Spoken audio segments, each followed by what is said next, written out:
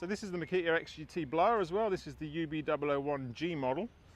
And this is a pretty decent machine, hey. So you push the button in there for on off, then you pull the trigger and you got on, and then if you pull it a little bit further past the little kind of notch, you've got turbo.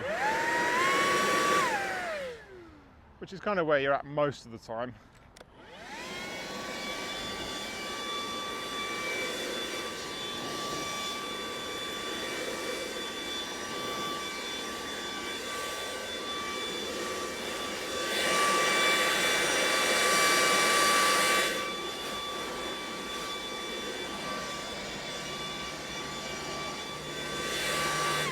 That's in turbo mode. You can really feel it push back. It's got a cruise control here as well, which is a simple lever,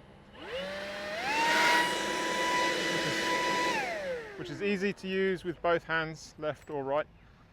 And then yeah, the battery slides in the end here. Very simple design, but it's a good blower. It's if you're going to buy the Makita kit, this is the blower to get, I reckon. In a commercial sense, you know. Flattened round nozzles.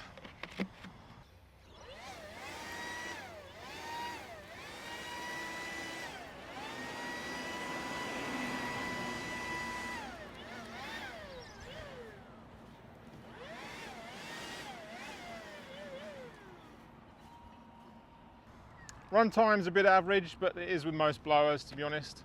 Especially with this 5 amp hour battery, you'd want to be putting the 8 in there for sure. But yeah, it's not loud. It doesn't have that annoying high-pitched sort of whistle tone. Like some of them have that, and I don't like it. You almost have to wear ear defenders, even though it's like a battery one. This one doesn't do that.